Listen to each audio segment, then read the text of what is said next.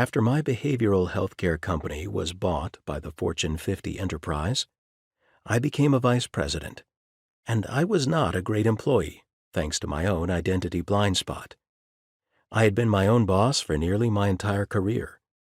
When I worked as a clinician in my own private practice, I controlled my schedule and my patient relationships. And then, at my company, I was the CEO, with no one to answer to. So being inside a corporate hierarchy was new to me. I remember a meeting shortly after I started, when I introduced myself as the person in charge of our particular product. "What do you mean, you're in charge?" they asked. "What's your title?" I was caught off guard. Titles had never meant much to me.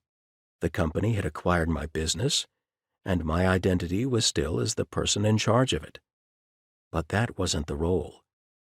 I had a boss, and my boss had a boss, and it didn't particularly matter what I thought we should do if my boss and my boss's boss didn't agree.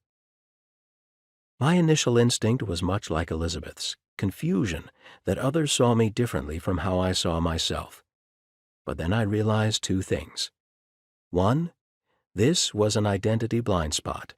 There was a mismatch where I still saw myself as a leader when my role was to instead be a supporting player, take direction, and keep my ego in check.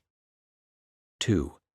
Changing my identity to become that supporting player was a choice, not a necessity. Elizabeth wanted to change her identity and needed tools to do that. But I raise my own situation to show that's not always the direction you'll go. Before you jump to changing your identity, it's important to ask yourself whether that's something you actually want. I liked my identity. I liked the freedom of being on my own. I liked being accountable for the decisions I made. I liked owning my professional endeavors. Sometimes your identity isn't wrong. The role is wrong.